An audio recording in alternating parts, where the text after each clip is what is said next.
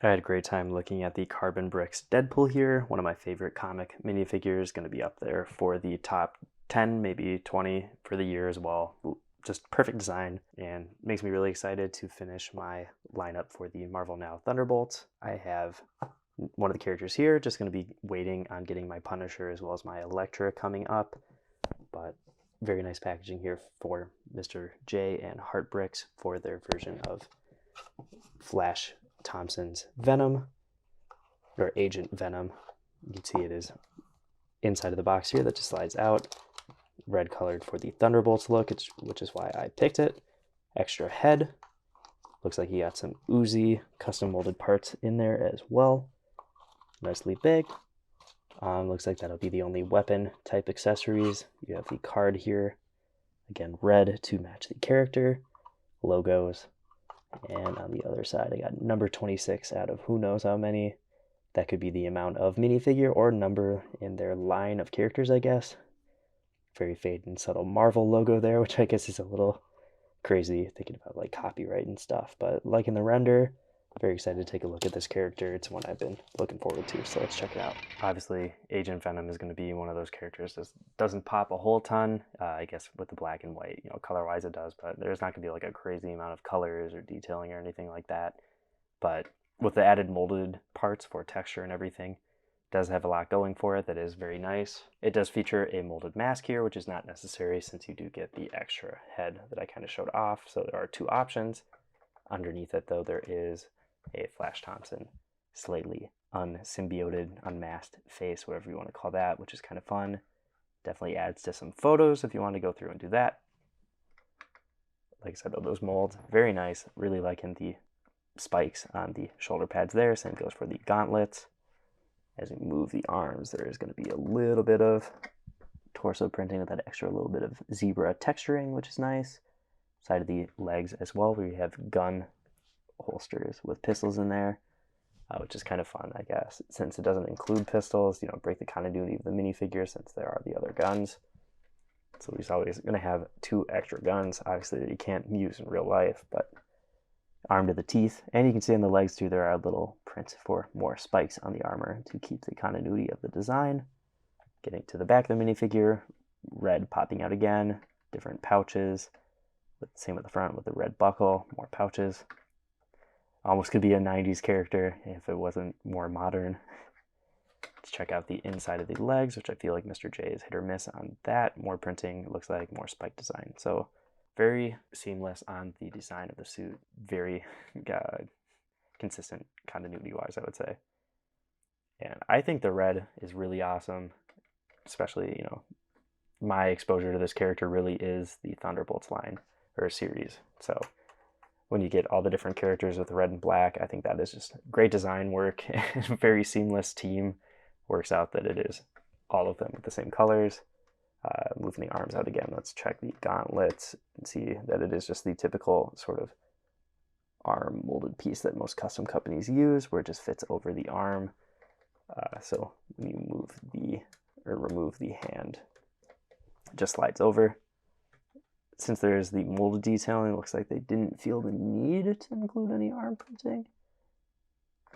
I guess never mind. There's a little bit of dark gray underneath the shoulder pads, so that's nice. Again, and just to demonstrate getting the mold on again. 1 second, as I'm moving stuff around. Getting to the inside of the arm. I guess this mold's a little bit different than others, where there isn't like a 360 mold. There is just empty space on the inside. So little different, I guess. Let me just double check that it's positioned the way it should be. And then you just put the hand back on. It almost looks like these could be clipped on in theory.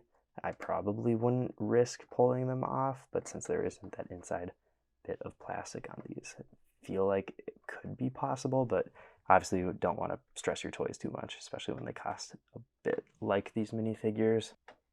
But let's pop off the other armor bits. I'll throw on the other head.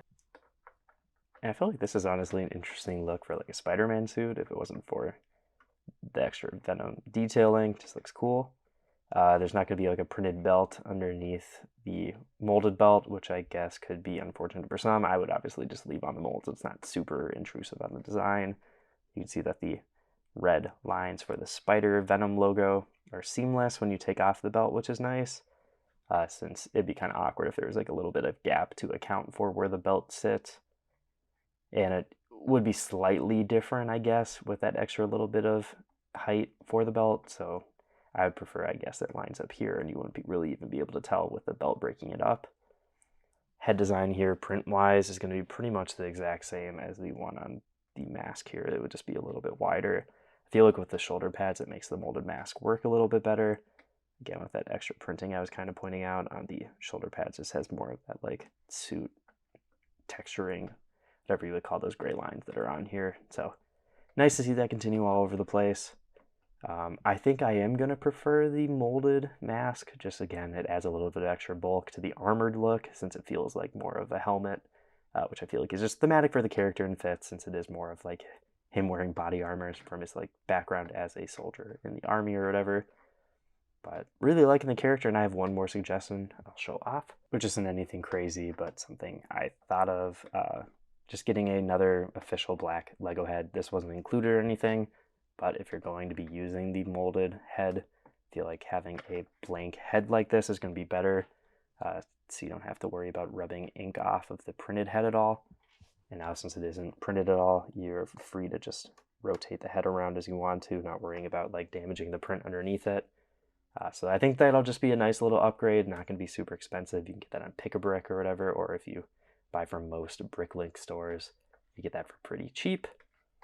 And just goes to tie the minifigure together. I guess real quick, I almost forgot the guns. Fit in the hands pretty well. Not going to have any issues there with tightness or looseness. I feel like they are pretty perfect. Handles are going to be round, so you are able to aim them out for pictures and all that to pose it around a little bit more. The shoulder pads have a little bit of flex to them. Wouldn't want to push it too much, so you can almost get the arms up all the way to the front. So a little bit of hindrance on the mold there. Not going to be an issue with the belt on the sides as you're moving the arms, but you can see as you move them back, it's going to bump into the shoulder pads a lot more, or a lot sooner. So again, almost to the angle you would want them to be. I feel like the detailing on these guns is very nice, especially since it's not super detailed, matches the rest of the aesthetic of the minifigure and feels like it has like kind of the little details that you might not expect for something like this, but it has like the stock folded over. Just looks cool, and I know Brick Arms makes guns like this pretty much at this point, so you could get them for like $1. So hopefully it wasn't super expensive to add these to the minifigure, and both guns are going to be identical. Having them in black is fine, I guess. Fits the tone of the character, the color of the character, but also like having them in a dark silver would have been nice too. But very happy with this minifigure, especially since I'm going to be finishing up my Thunderbolts team pretty soon. Eventually, I'll just have to get like the new Captain America movie set to get the Red Hulk and Big Fig instead of getting a custom one, since that'll be cheaper. But very excited to have this. Let's go to some comparisons and the final verdict. If there's one thing I'll say about Mr. J, it's awesome to see the variety of stuff they're willing to put out. I feel like the 2013-ish Thunderbolts line isn't like super popular in the zeitgeist or anything, but they're releasing all the different versions of the characters from that. And it's great for me as somebody that read the comics in that era to be able to get versions of those characters. You know, Carbon Bricks put out this Marvel Now version of Deadpool, which is the version of the suit that was in the series, but, you know, unrelated. Glad to get it, and it does fit in this collection now. And of course, having the Agent Venom here in the red color scheme is perfect. You know, the base figure was the normal white. They had a couple other variants, I think like an anti-Venom version of Agent Venom as well, but really great. And it is a little bit more detailed just because of the molds, but I don't think they stand out that much. Maybe it helps since it is black and there isn't really printing on the molded parts that just keeps it consistent. You know, I got my probably favorite pretty much comic Spider-Man here with the Peter B that was by Crosscheck. Another comic Venom here, which would kind of fit into the, you know, Eddie Brock version versus the Flash Thompson version. And I feel like every single time I get a character from Mr. J, molds are always going to be pretty much spot on, print-wise. Everything's going to be high quality and consistent. And I think that is like the best part about them, is that they are consistent when they're not making weirdly horny minifigures. Detailing, color, all that's going to be really spot on. You know, this is one of those characters with more subtle detailing. There are different suit textures. A lot of the detailing is in the molds, but the print that is there is clean. The red shows up very clearly red on black, which is nice. That's the way it should be, obviously, but it doesn't always end up happening that way. It's really all you'd want for the character. I do really like the molded helmet in this case, since the print on it's pretty simple and adds to the armored look of the character. Like I said, probably a smart idea to switch out the printed head for the just normal black head like I did. And it is nice, though, you do get the like unmasked head if you want to use that for your display in some way. Or honestly, it could be an Eddie Brock head as well. Maybe the blue eyes kind of throw that look off, but throw it on a random Venom minifigure that you might already have in your collection to kind of enhance that a little bit. And also having the printed version of the mask is also helpful for people that don't want to mix up the looks of their minifigures. But like I said, it is a armored character. It makes sense to me in universe, so I'm totally cool with that, and I think it looks great.